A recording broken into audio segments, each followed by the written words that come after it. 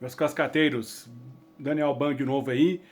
Só queria falar uma coisa bem rápida aqui, tá, pessoal? Porque nos últimos vídeos eu comentei sobre os treinadores, né? Disse que o Ancelotti se esperava muito dele, não só em termos de resultados. É claro que o resultado é o mais importante, porque ele é um técnico resultadista. O Ancelotti ele só é tão celebrado porque ele tem muitos números, ele tem muitos títulos, ele tem um currículo realmente impressionante. Só que assim, nós sabíamos que talvez taticamente ele não fosse trazer grandes inovações. Só esperávamos o quê? Um futebol um pouco mais competitivo, um pouco mais vistoso e com resultados melhores. E ele não conseguiu entregar nada, né? Não entregou inovação, não entregou um futebol vistoso e não entregou resultado. Então o trabalho dele, em termos de alinhamento, é ali, ó, no patamar do Diniz, no patamar do Ramon Menezes, no patamar do Dorival, né? E perde ainda pro Tite, porque o Tite chegou.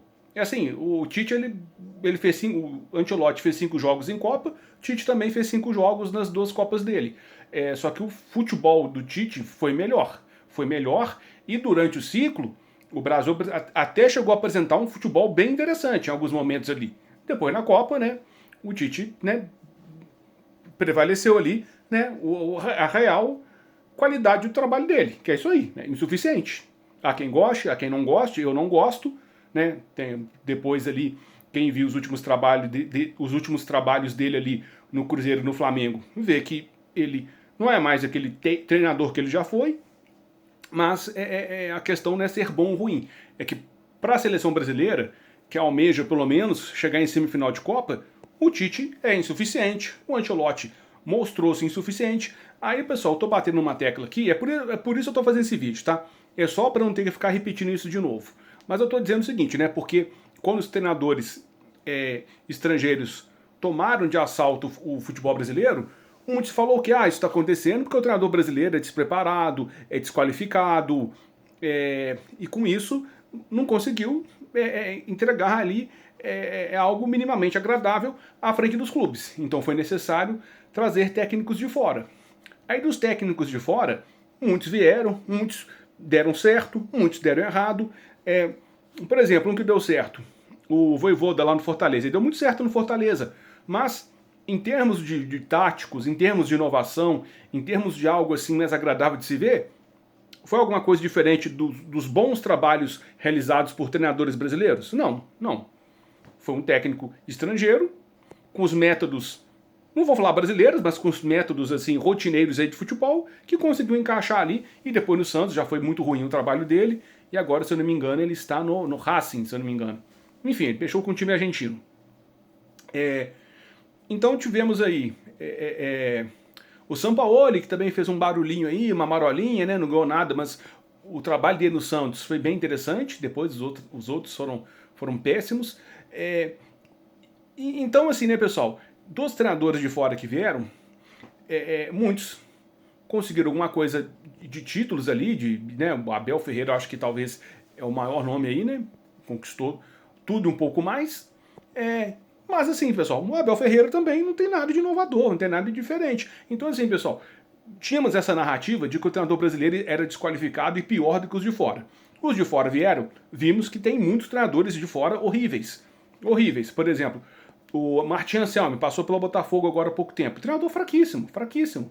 Não some em nada em relação ao treinador brasileiro. Né? Até, inclusive, cheguei a chamá-lo de Diniz argentino. Mas eu acho que o Diniz é melhor, né? Até porque o currículo do Diniz é bem melhor do que o dele, né? Diga-se de passagem. Então, e o Diniz, por mais que ele desagrade muita gente, eu sou um deles, inovação o Diniz teve, né? Coisas diferentes o Diniz fez, né? E muitos estrangeiros o fizeram. Então, assim, pessoal, só queria realmente não ter mais que bater nessa tecla. Mas, então, assim, com esse intercâmbio, com os treinadores estrangeiros vindo, nós vimos que basicamente é a mesma coisa que os daqui. Não tem assim. É claro que às vezes alguns têm uns métodos melhores, alguns têm formas de gerenciar o elenco de maneira melhor do que os daqui. Por exemplo, o Abel Ferreira é um cara que gerencia muito bem o elenco, ele sabe trabalhar o dia a dia, ele sabe trabalhar o relacionamento com os jogadores de uma maneira muito interessante. Mas, taticamente, não tem nada que nos, assim, que nos enche os olhos. Não tem. Ah, assim, que grande sacada tática o Abel teve? Nenhuma. Aí, desses todos que passaram aqui no Brasil, eu só consigo citar 2 que eu falo assim, nossa, esses caras aí, eles pensaram fora da caixa e entregaram, em termos de resultado, em termos de técnica, em termos de tática, coisa que os brasileiros melhores não entregavam. E que são, né, todo mundo vai lembrar que são o Jorge Jesus, né, pelo trabalho feito no Flamengo, e o Arthur Jorge pelo trabalho feito no Botafogo, né. O Arthur Jorge, eu posso falar que ele fez uma coisa muito diferente, porque eu mesmo falava, ó, isso aí é suicídio, né, porque ele jogava 4 atrás, só 2 no meio de campo e 4 na frente. Ou seja, os volantes do Botafogo ficavam totalmente sobrecarregados. Eu falava, é suicídio, porque toda hora o adversário vai estar chegando na nossa área com essa tática. Deu certo, o Botafogo ganhou o Brasileiro, ganhou o Libertadores.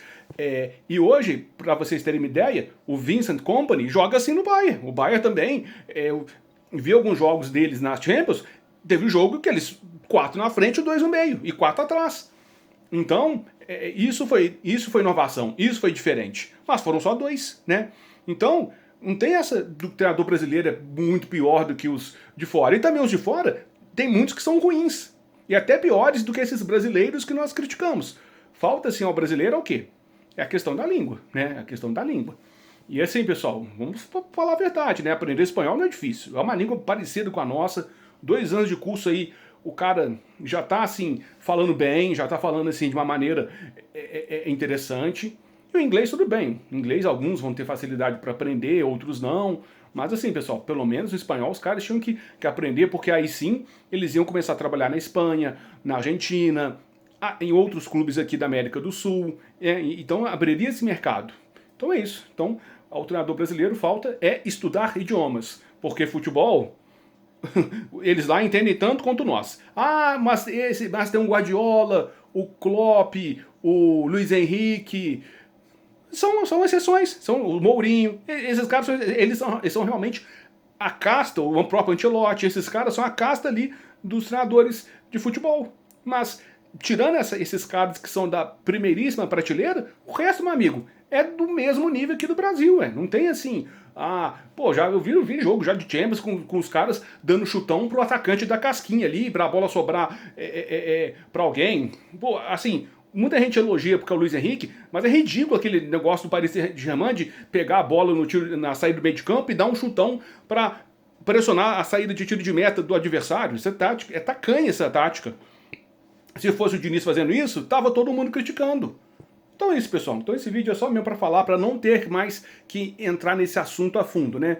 Então assim, treinador brasileiro, ele não é assim tão pior do que os de fora, não. Não é a mesmíssima coisa, né? Alguns são melhores, outros são piores. Ao treinador brasileiro falta o quê? É verniz cultural e aprender idioma. Fazendo isso, o mercado vai voltar a se abrir para treinadores brasileiros, né? Então é isso, pessoal. Então, grande abraço para vocês, tamo junto e até o próximo vídeo.